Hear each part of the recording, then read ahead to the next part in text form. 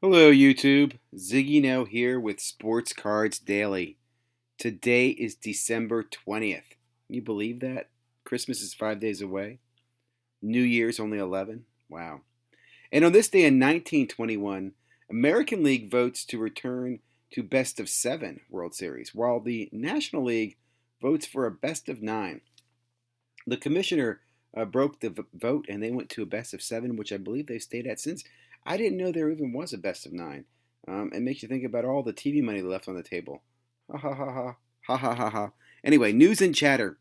Release calendar and peek into January. Some of the releases I'm looking forward to. Horizon multi-sport reward packs.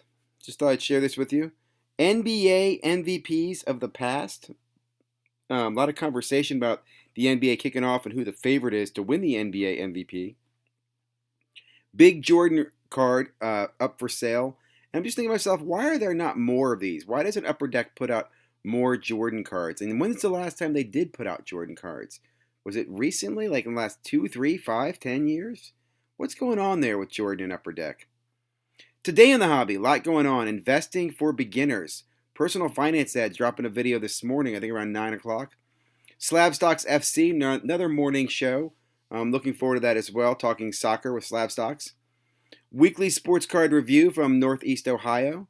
And I will be dropping a StarStock's SIBBC update, my week 2 update on my portfolio, what I'm doing, plans for the week, and what my strategy is moving into the season, with the season starting this week.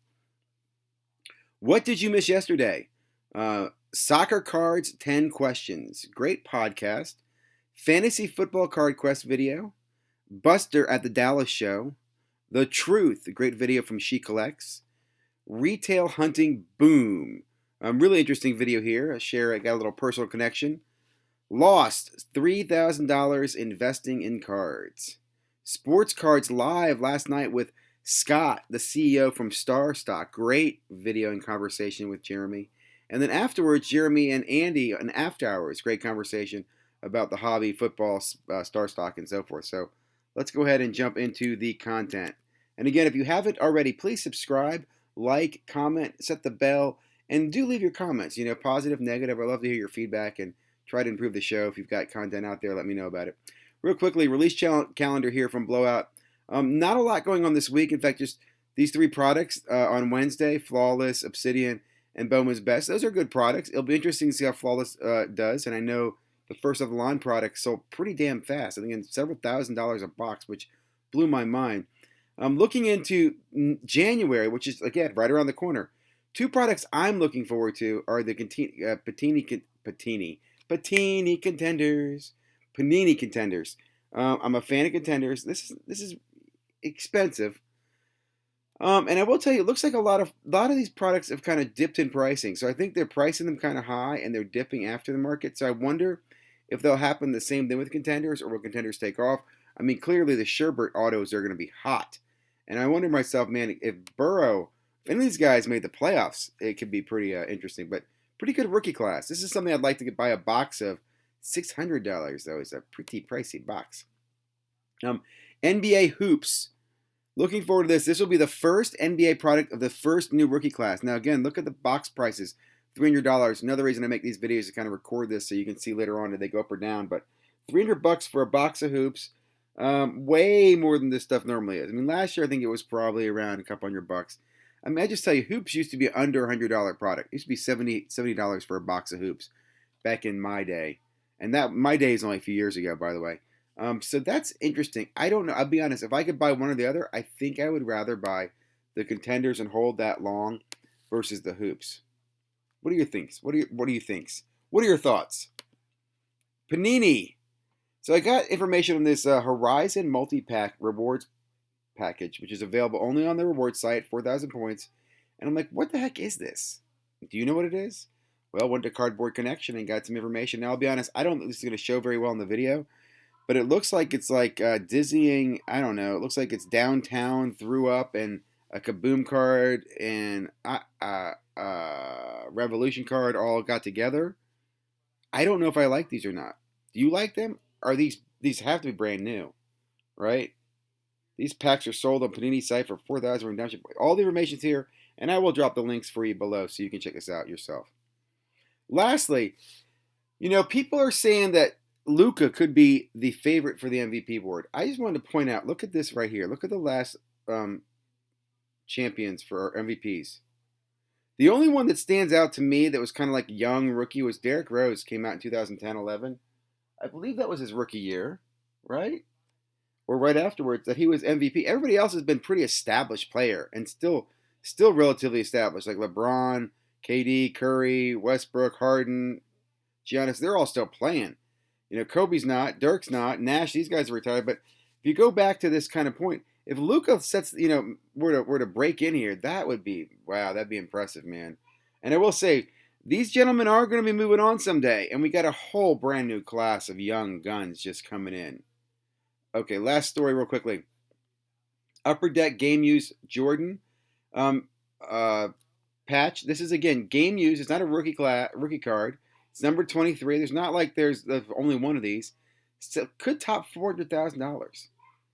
And again, it just reminds me how much value there is in Jordan cards. Jordan cards are very, very expensive.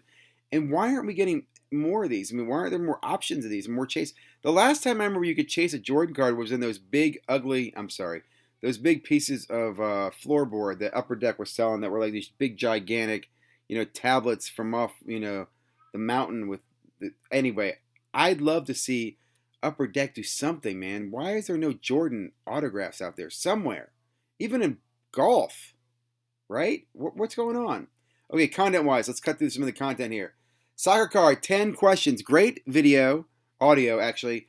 This is a podcast. It has that English accent, so I do recommend slowing it down, listen to it a few times. But it's great insight and great information for those people new to soccer, even those people just in soccer. 5 questions to ask about soccer cards. Next up, Fantasy Football Card Quest. He breaks down, really talks a little about what's going on in football wrap-up. He talks a little about some cards he bought online using StarStock. I got to enjoy this, and he later on is going to show up on the Fantasy or the After Hours show, so I wanted to bring some attention to his show. He's also very close there to 1,000 subscribers. Looking forward to seeing him break that number. Next up, Buster. Over on his channel, he visited the Dallas Card Show. I have to assume this is one of the recent ones. Great video here. He moves around. I don't want to click the wrong button here, but he talks to a guy about gold, which I learned something about gold and silver, about there's different levels of gold and silver. Very interesting stuff. And again, love Buster's content. Just really good stuff. You see a card collector in here. So I think this is the Dallas show that was a few weeks ago down in Dallas. She collects cards. Great video here. The truth, how I can afford the sports cards. I thought this was very insightful. Kind of like just kind of sharing with you her history, her experience, her work life, and how she fits cards into it and how much fun she's having doing the cards. And her cards took off in 2020 and how she started doing the channel and she got more involved in it. So I really enjoyed this and love listening to people kind of share their stories. So check that out if you haven't already. Again, another new content subscriber on the Up and Up. Chase's autographs and cards.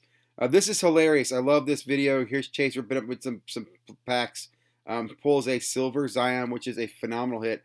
Looking at this retail product, I don't know if I'm into it as much. And it does confuse me how you got the hybrid stuff, which you get like, 3 packs and 5 cards per pack. But then you get a blaster box with 32 cards in it. And then you got the whole set out there. There's just a lot of different variations of hoops. I wonder how well this is going to do long term in the market.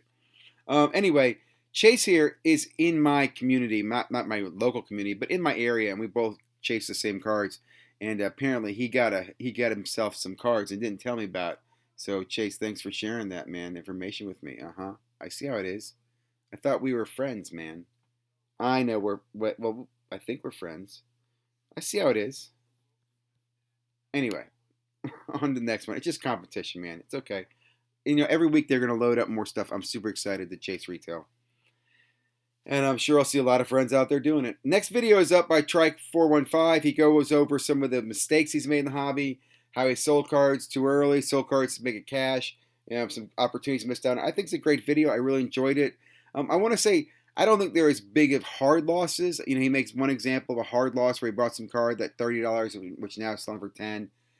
But for the most part, some of these were just opportunity costs, right? I can relate to it. You sell a card at $50, later on it's worth $200, but you still made money with the $50. So you got to move on and be happy, right? You can't go broke taking a law, or you can't go broke taking a profit, right? Isn't that what it is?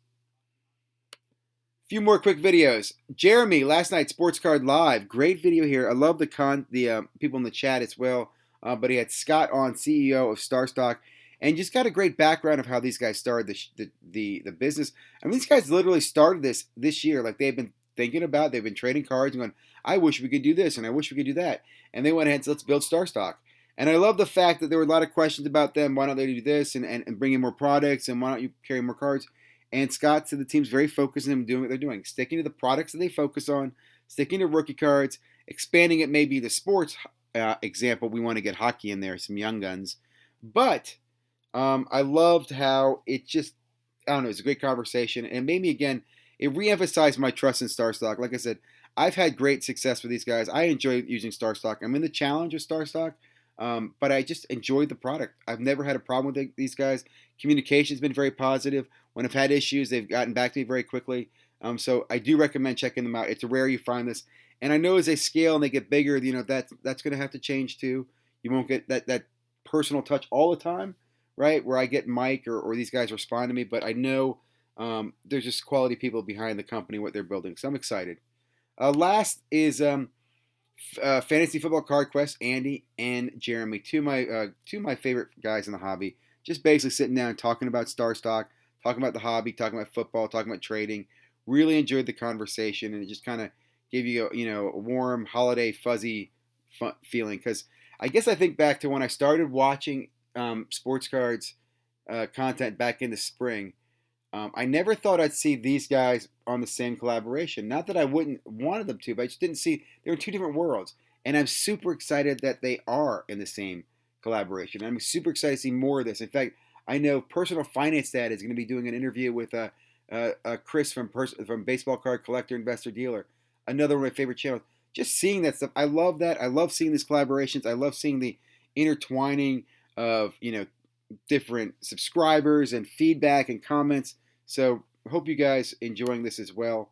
Again, give me your feedback, your comments, or questions. If you haven't already, please subscribe. I need to get some water. Have a great day. Stay safe, stay healthy.